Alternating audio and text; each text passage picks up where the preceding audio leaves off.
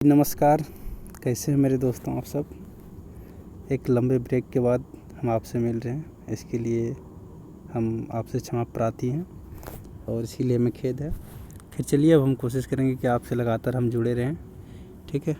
किसी न किसी बहाने कोई भी वैकेंसी का डिटेल आता है तो उसका सारे डिटेल को लेकर के, और इसी के क्रम में आज जो है सो बहुत दिन के बाद, एक लंबा ब्रेक के बाद आज हम लोग का जो है सो पुनः मिल रहे हैं। और झारखंड कर्मचारी आयोग के चयन आयोग के द्वारा एक नया वैकेंसी का जो है सो आज उसका विज्ञापन आया है, जिसमें से झारखंड इंटरमीडिएट जो है, एक सेकेंड, जो झारखंड इंटरमीडिएट स्तर लेवल का है, जिसमें कंप्यूटर ज्ञान एवं कंप्यूटर में हिंदी टंकन अर्हताधारक पद हेतु है।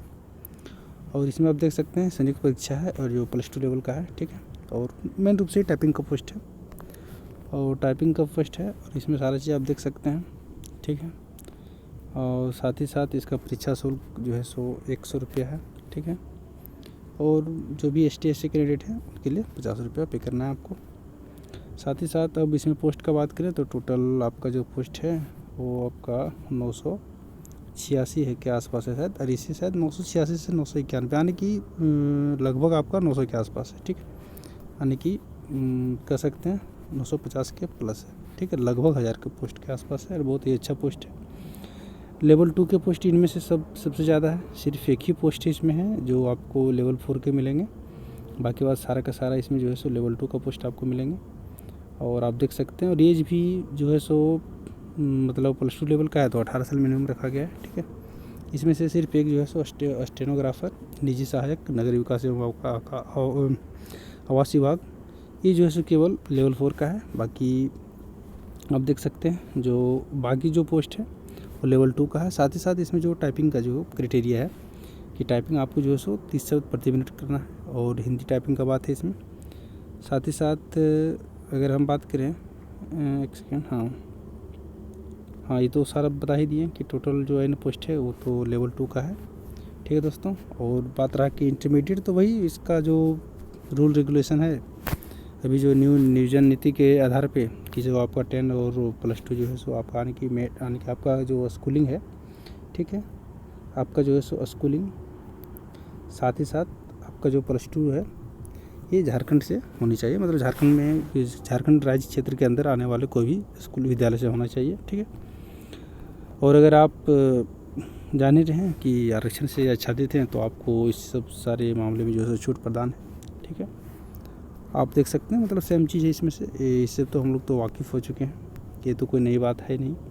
साथ ही साथ अगर आप बात करें मतलब जो भी वही बात है घुमा फिरा की, जो मतलब कोई खेल से रिलेटेड है तो खेल के कोटा से भी वैकेंसी है, ठीक है। आप देख सकते हैं, जैसे मैं आपको दिखाना चाहूँगा, यहाँ पे देख सकते हैं, जैसे खेल कूद कोटा से है, ठीक है।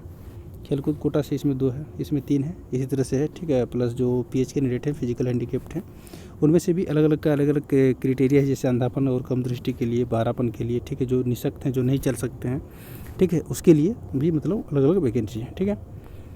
और वो वैकेंसी उसी के अंदर है, उससे बाहर नहीं है।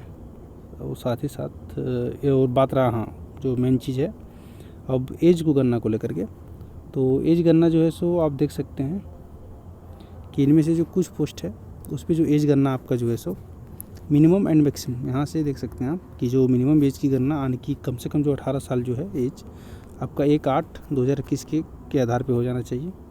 अगर इसके एक सेकेंड, यहाँ पे आप देख सकते हैं कि न्यूनतम उम्र सीमा जो है सो आपका 18 वर्ष है। और साथ ही साथ अधिकतम उम्र सीमा की बात करें तो जनरल, यानी कि जनरल के लिए और EWS के लिए 35 वर्ष है, और OBC को जो सो आरक्षण मिलता है 2 वर्ष, तो 37 वर्ष हो गया। और महिला वगैरह है तो उनको 38 वर्ष, यानी कि 1 साल और ज़्यादा, और साथ ही ST/SC को 40 ईयर तक, ठीक है। यानी कि मिनिमम आपका जो है 18 साल वो 1/8/2021 को हो जाना चाहिए। और साथ ही साथ जो मैक्सिमम एज का मतलब ये है कि 8/1/2021 तक आपका जो है सो अधिकतम उम्र, अगर आप जनरल कैंडिडेट हैं तो 35 वर्ष से ज़्यादा नहीं होना चाहिए। आप अगर ऐसे मतलब OBC है तो 37 वर्ष से ज़्यादा नहीं होना चाहिए, महिला है तो 38 वर्ष से ज़्यादा नहीं होना चाहिए, और अगर ST/SC है तो 40 वर्ष से ज़्यादा आपका नहीं होना चाहिए 1/8/2021 के अनुसार। ये वो अधिकतम उम्र, और न्यूनतम तो ये है कि न्यूनतम 1/8/2021 तक आपका 18 साल हो ही जाना चाहिए। अगर आपका नहीं हो रहा है तो आप एलिजिबल नहीं है। और साथ ही साथ ये जो एक पोस्ट और है, इन सब पोस्टों के लिए आप ध्यान से रखेंगे, 5 से लेकर के जो 10 तक है एनवी पोस्ट, इसके लिए जो है सो अधिकतम उम्र सीमा 1/8/2022 है। तो इसके लिए कन्फ्यूज आपको नहीं होना है, क्योंकि ये जो भी लोग एलिजिबल होंगे फॉर्म भरने के लिए उनको तो ये चीज़ देखना है कि मिनिमम एज का, ठीक है। मैक्सिमम एज का तो इससे शायद मोस्ट ऑफ कैंडिडेट के पास साथ तो ये प्रॉब्लम नहीं आएगा, ठीक है। और अगर आप हम सिलेबस का बात करें एग्ज़ाम रिटर्न का, तो इसमें से वही बात है कि जो एन एग्ज़ाम में है उसी तरह से इसमें भी प्री आपका नहीं होने वाला है। प्री एग्ज़ाम आपको यहाँ नहीं लिया जाएगा, आपका लिया किया जाएगा तो मेंस में नहीं लिया जाएगा। मेंस में इसमें से बस जो अभी एन एग्ज़ाम के जो है और भी सारे एग्ज़ाम शेड्यूल हैं उन्हीं के अनुसार इसका भी जो एग्ज़ाम पैटर्न आपका 3 पेपर में लिया जाएगा, ठीक है। 3 पेपर में जैसे बात करें अगर हम तब देख सकते हैं आपको, एक सेकेंड, आरक्षण वगैरह वाला जो भी है आप पहले देख लें, ठीक है। साथ ही साथ जाति प्रमाण पत्र वगैरह के लिए क्या क्राइटेरिया लगभग सेम है, ठीक है। जो था सीजीएल के लिए फॉर्म जो भरे हैं उनको पता है, ठीक है। साथ ही साथ एक्साइज के लिए भी था, तो उन सारी चीज़ों में तो कोई दिक्कत है ही नहीं। अब मैं परीक्षा का जो स्वरूप होने वाला है उसको देखते हैं।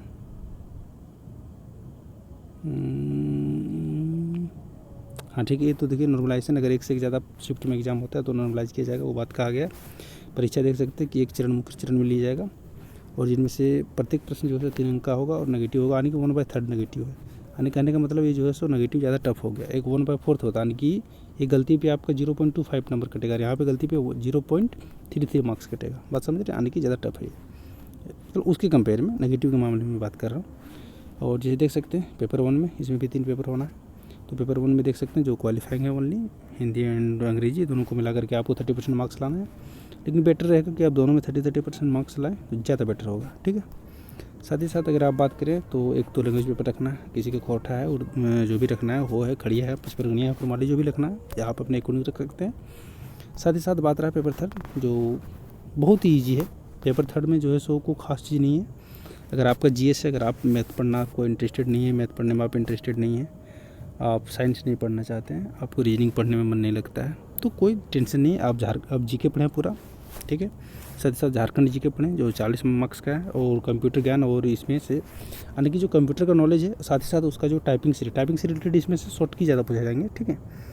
ये शॉर्ट की कि जैसे अगर कोई चीज़ टाइप करना है हिंदी में तो अ लिखने के लिए हम क्या शॉर्ट की, मतलब मुझे आकार देने के लिए, हर से दीर्घकार देने के लिए इसमें क्या शॉर्ट की है क्या नहीं है, ये सारी चीज़ आपसे पूछा जाएगा हिंदी टंग में। बाकी बात कंप्यूटर ज्ञान और कंप्यूटर से और भी चीज़ें तो पूछी जाएगा, लेकिन ये भी रहेगा, यानी कि टाइपिंग का शॉर्ट की भी रहेगा, आपको ये भी पढ़ना है, ठीक है। यानी आपको कंप्यूटर मेन रूप से ज़्यादा पढ़ना है, प्लस झारखंड पढ़ना है और जनरल जीएस। यानी कि आपको अगर मैथ रीजनिंग पढ़ने मन नहीं लगता है, साइंस पढ़ने मन नहीं लगता, तो आपके लिए बहुत ही बेटर ऑप्शन है। बात रहा लैंग्वेज पेपर, तो लैंग्वेज पेपर का भी सिलेबस बहुत ही मिनिमल सिलेबस, मतलब मिनिमल नहीं कर सकते हैं, इसके अकॉर्डिंग ठीक है, ठीक है। सीजीएल में तो बहुत भास्ट सिलेबस उतना होनी नहीं चाहिए, लेकिन इसका सिलेबस जो है सो बहुत मस्त है। अगर आप देखना चाहें, मतलब यानी कहने का मतलब कि अच्छा है, ठीक है। इसके अनुसार इसके अकॉर्डिंग आप देख सकते हैं कि जो हिंदी अंग्रेजी किस तरह से रहेगा, जो है अनुच्छेद आधारित, यानी कि पैसेज आधारित जो 20% रहेंगे, व्याकरण से 40% रहेंगे, हिंदी अंग्रेजी यही है, ठीक है। 30% मार्क्स दोनों में आप लाइए, ज़्यादा बेटर रहेगा। ये अनसीन पैसेज जो है सो अपठित अनुच्छेद, यानी कि रेंडमली कोई भी पैसेज दिया रहेगा, ऐसा पैसेज जो आप कभी नहीं पढ़े होंगे, वैसे मतलब मानकर चलता है, ठीक है।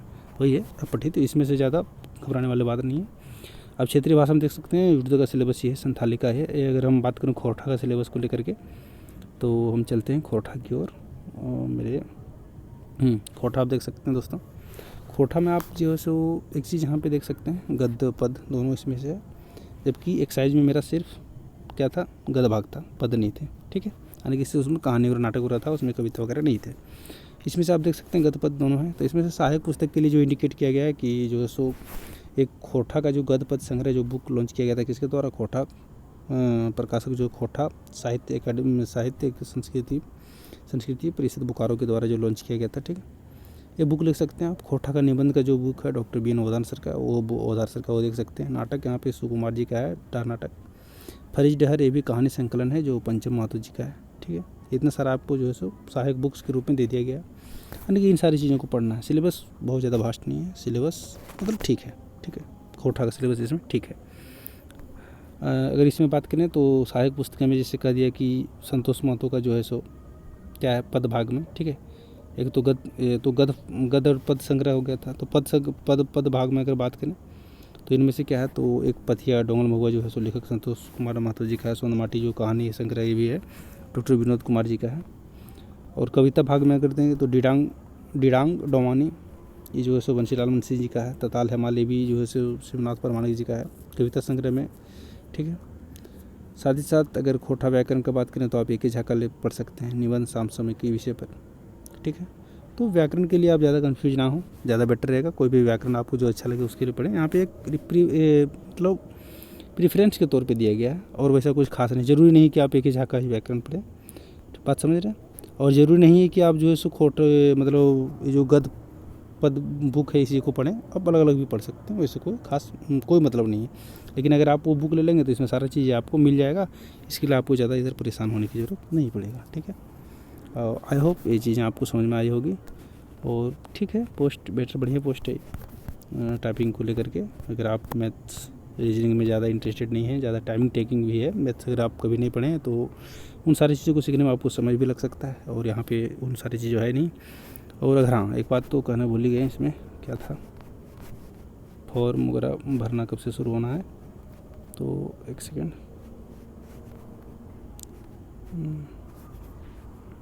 दोस्तों। हाँ, और आवेदन प्रक्रिया में क्या क्या करना है, आवेदन से रिलेटेड चीज़ें, तो अगर उसको हम लोग एक नज़र में देख लें तो देख सकते हैं आवेदन प्रक्रिया जो पूर्ण करने की तिथियाँ जो है सो ऑनलाइन आवेदन क्या चरण रहेंगे उसमें से देख सकते हैं कि स्टार्ट जो है सो 20 तारीख से 20 मई से हो रहा है और 19 जून तक चलना है इसका फॉर्म भरना। भुगतान जो है सो 22 जून तक आप कर सकते हैं, ठीक है। इसी तरह से जो भी है फोटोग्राफ अपडेट वगैरह देख सकते हैं, फोटोग्राफ हस्ताक्षर को अपडेट करने का 25 जून तक कर सकते हैं। लेकिन मैं कहूँगा कि यहाँ तक आप वेट करने को छोड़ करके, ठीक है, फॉर्म जिस दिन भरना शुरू होता है 20 तारीख से, तो आप 2 दिन के बाद आने के 22-23 से जो है लेकर के आप कोशिश करेंगे कि 5 से यानी कि 10 जून तक भर लें फॉर्म, ज़्यादा बेटर रहेगा। इससे ज़्यादा दिन आप वेट ना करें, ठीक है, क्योंकि साइड में प्रॉब्लम होने लगती है और काफ़ी ज़्यादा एरर भी आने लगता है जिससे दिक्कत हो सकती है। इसलिए आप कोशिश करें कि 23 से लेकर के 10 जून के बीच में आप जो है सब फॉर्म को फिलअप कर लें, ताकि अगर पेमेंट वगैरह में किसी प्रकार का इश्यू आए तो आपके पास प्रॉपर मतलब एक इनफ टाइम रहे, ताकि सारा समस्या को मतलब उससे निजात पाया जा सके समय रहते, ठीक है। बाकी जो था यही था दोस्तों। और आप देखे होंगे कि इससे पहले वैकेंसी आया था चौकीदार का, ठीक है। तो ठीक है दोस्तों, फिर से आपसे मिलते हैं, बहुत जल्द कोशिश करते हैं कि जो भी अपडेट होगा उसको बेटर तरीके से लेकर के हम आएंगे और अच्छा एक्सप्लेनेशन के साथ, और कोशिश करेंगे, देखते हैं कुछ क्लास अगर आगे बढ़ाया जा सकता है तो, ठीक है। कुछ राइटिंग पेड के बारे में हम सोच रहे हैं, अगर वो अवेलेबल हो जाता है तो बहुत बेटर तरीके से क्लास जो है रन हो सकता है और उसमें किसी प्रकार की भी बाधा नहीं आएगी। लेकिन अभी थोड़ा राइटिंग पेड अवेलेबल ना होने के कारण थोड़ा सा प्रॉब्लम आ रहे हैं, ठीक है। ठीक है दोस्तों, तो मिलते हैं फिर से, bye bye, take care and good night.